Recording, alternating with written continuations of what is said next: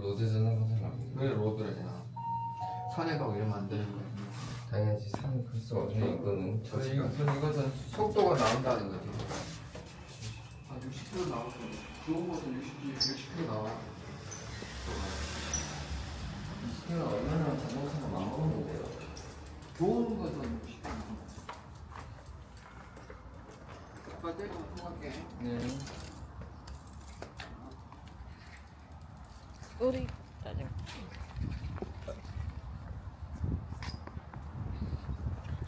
Good morning mga bebs. Welcome back sa aking channel. It's Tuesday. Tayo ay magbabike ulit. Kahapon Monday mga bebs. Nag-vlog ba ako kahapon? Hindi yata ako nag-vlog. Nag-e-edit lang ako ng mga videos. And kahapon, pumasok kasi si Mr. mga bebs. Monday, pinapasok siya nung baliw niyang boss. Pinapaalis niya tapos pinapapasok niya kapag kailangan niya. Ayun, so pumasok si Mr. kahapon. Tapos ngayon, gusto siyang papasukin ulit. Sabi ni Mr. magpahinga siya. So tomorrow, yun Wednesday, talagang may pasok siya. Ay, may aso pala doon. Bawal ang aso dito. So kunin namin yung bike namin dito na pinark. Kasi nga nung isang araw umuulan. Kaya sabi ko ipasok, si Mr. sabi niya dito niya ilagay. Kaya ayan. Ito pala yung motor ni Mr. Yung kanyang pangtrabaho ng motor. Ship Sam isip ko. Muhande. 아빠 보일 줄 알아.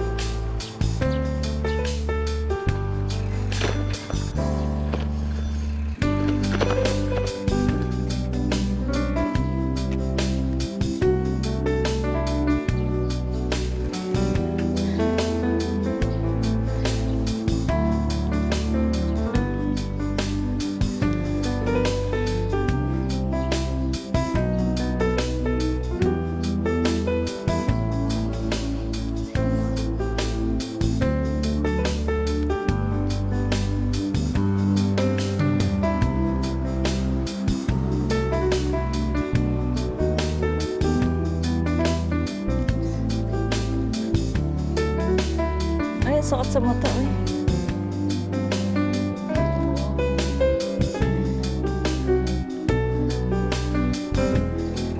Where ande?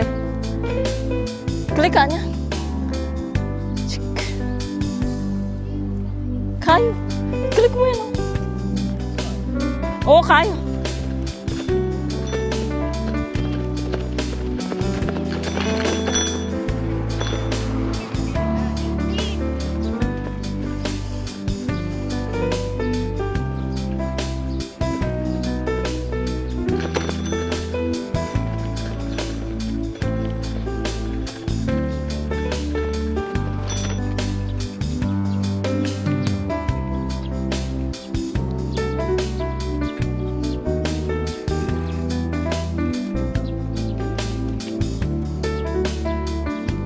이거 아니야? 버터네.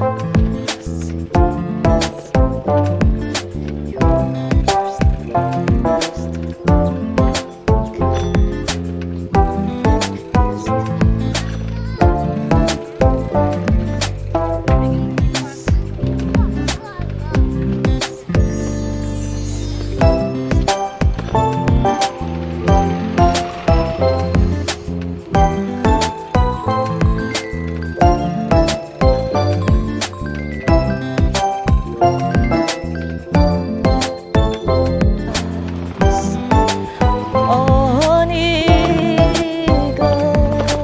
wings,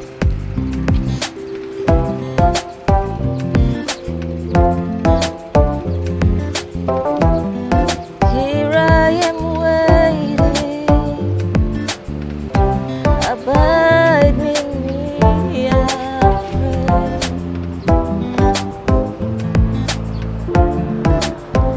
Here I am longing for you.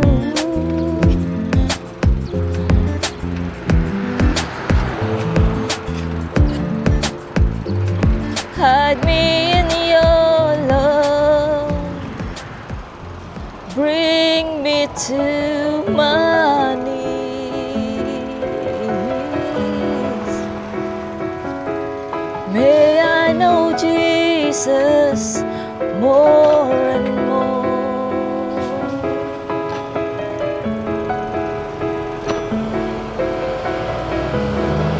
Come breathe in me all my life. Take over. Come breathe in me, and I will rise on eagle's wings. Come, and I will sing of the goodness of God. All my life you have been faithful, and all my life you have been so, so good. With every breath that I am able, oh, I will sing of the goodness of God. I love your voice. You have led me through the fire and the waters. You are close like no other. I know you as a father. Kami sa bahay mga babes, kakarating lang namin. Ay, nakapagod. Si Mr. nag-ano siya, nagtakbo lang siya, nag-jogging. Kami ni Yechan ay nag-bike. Pero nakakapagod pa rin mag-bike mga babes at pinawisan talaga ako. Tapos si Mr. talaga super pawis siya. So ngayon, nag-aalmusal kami. Ano pala, may in-order ako mga babes. Ito. Nag-order pala ako ng tinapay ko ng mga babes, yung sliced bread. 2 balot na yan. Tapos, nag-order din ako nito, oh. Itong cream cheese, melon, and mango. Ayan yung kanyang flavor. Tapos, teka na, ano yung tenga ko. Nagbabara. Ayun, okay na. Tapos, Philadelphia. Ayan mga babes. Favorite kasi to ni Yechan. So, nag-order din ako ng fresh creamy taste. Ayan. Ayan mga babes, yung almusal namin. hot chocolate with milk. Ayan. So, mag-almusal muna kami. Inano ko siya. Tinoast ko siya mga bebs para masarap naman siya. Ayan. Kain na muna kami mga bebs. Si Mr. may kausap pa sa phone nandun sa kwarto. Iniinit ko. Ayaw niya ng tinapay mga bebs. Iniinit ko yung sabaw na niluto ko kahapon. Nagluto ako ng nilagang baboy. So, iniinit ko siya. So, yun yung kanyang almusal. Ayan, ayaw niya kasi ng tinapay sa morning, mga bebs. Sanay siya kumain ng kanin sa umaga. So, ayan. Kain muna kami and almusal pala. Breakfast. Breakfast time, mga bebs. Good afternoon na ba? Mag-afternoon na, magla-lunch na. So, 11:30 na mga bebs. Katapos ko lang maligo. Nakaligo na rin ako sa wakas. Si Mr. lumabas siya kanina para... Kasi nga nakita nyo mahaba na yung buhok ni Mr. Iniisip niya kung magpapagupit ba siya or magpapakulot siya. Kasi alam niyo mga babes, nung nakilala ko si Mr. Kulot yung buhok niya. Na mahaba, kulot siya. Tingnan ko kung meron pa akong picture niya na ganun. Pag meron pang mga babes, ilalagay ko siya. Makikita nyo dyan yung kulot ni Mr. So ngayon, lumabas siya. Nagtanong-tanong siya kung magkano yung pakulot. Ngayon meron siyang nakita siguro, kaya tumawag siya sa akin. Sabi niya magpapakulot daw siya today. So 1 hour yung tagal doon sa parlor. So mamaya mga bebs, ipapakita ko sa inyo yung hair ni Mr. Sana nagpakulot siya ha. Baka nagpagupit lang yun. Pero sabi niya magpapakulot siya eh. So ayun, ipakita ko sa inyo later mga bebs pag dumating na si Mr. Tingnan natin kung anong itsura niya sa kanyang kulot na buhok. Kasi nga mahaba na yung ano. Sabi ko kasi bago niya ipakulot, ipahaba niya muna yung buhok niya para magandang tignan. At saka hindi mahirapan yung magkukulot kasi kung maliit yung buhok mo, hindi pwede. So ayun, naging mahaba na yung buhok niya kaya pwede na siyang kulutin. Ano yun? I-curly. So, ayan si Yecha nandito naman. Ayan. So, waiting lang ako ng alas 12. Tapos kakain na kami ni Yechan. Kasi mamaya pang alauna siguro si Mr. darating. Oo nga, kasi 1 oras pa eh. Ayun. So, tomorrow may pasok na naman si Mr. Ayun mga bebs, ang ating update. Mamaya, i-update ko na lang kayo pagdating ni Mr. mga bebs. Nagluluto pala ako ng soybean soup. Ayan. Ay, kumukulo na pala. Wow. Itong soybean na to mga bebs, binigay ni ate ko nung nagpunta sila dito. So, original daw to. Ayan. So, matagal na rin ako hindi nagluluto nito. Kaya nagluto tayo. Baka na-miss na ng asawa ko. Ito pala yung mga sahog niya. Zucchini. And yung mushroom na mahaba. Tapos yung tofu. Wala akong onion leaves, but it's okay. Meron naman akong onion na nilagay dito at saka bawang. Ayan yung sahog netong ating soybean soup mga bebs. Tikman natin kung okay na. Nilagyan ko naman na ng nilagyan ko na ng mga pampalasa. So, later na yung gulay kasi lalambot siya. Agad lalambot yung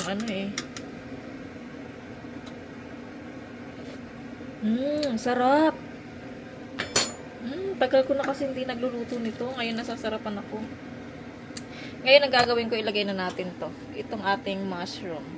Pagdating ni Mr. siguradong masaya yan. Kasi matagal na siyang di kumakain ng soybean soup mga babes.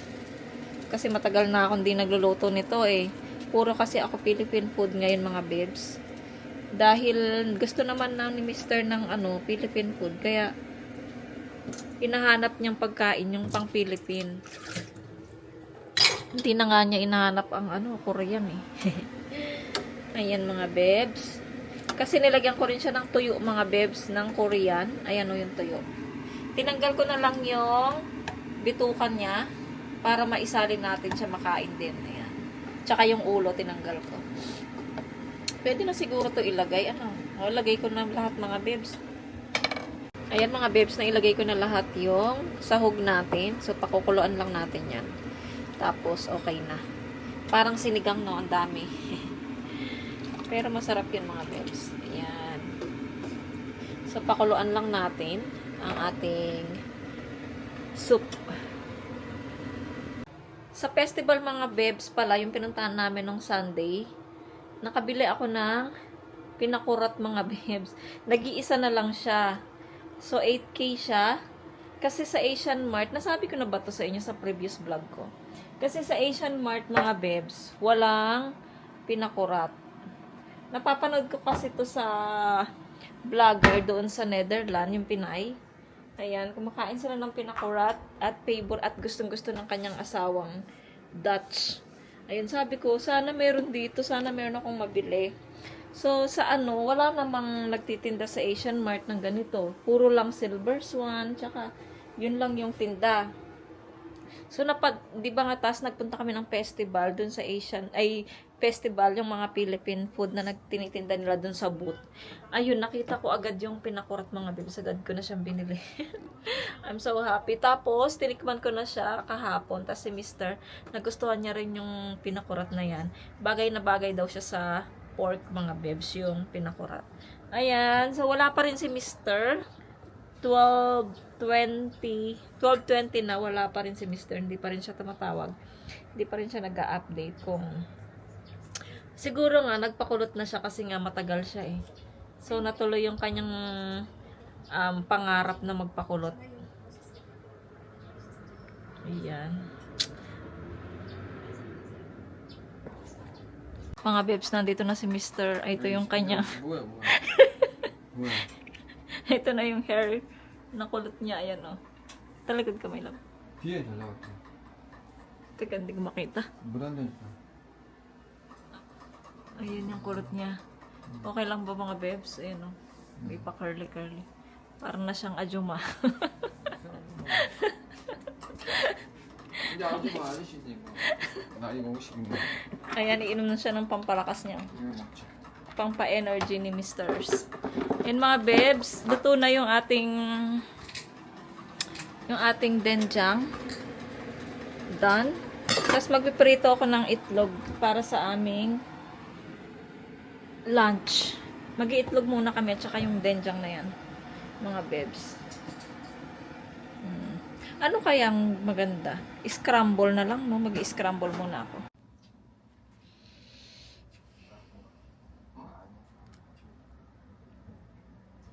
Kain tayo mga bebs. Ito na yung ating soybean soup with fried rice, fried egg, and radish kimchi. Tas yung kanin ko na merong lentil. Ito mga bebs, binigay ito sa akin ng asawa ni Pastor. Lentil mga bebs. Lentils bean. Nilalagay namin sa kanin namin. Kaya ganyan kulay yung kanin. Tapos yung dalawa, kumakain na rin sila. Ayan. Hello daw. Hello. Kain po. Kain po. Kain po. Makasunda. Ayan. Tapos, ako naman ay manunood. Magkahiwalay kaming kumain mga bebs. So, kain muna kami. Tapos mamaya daw ay lalabas daw kami. See you.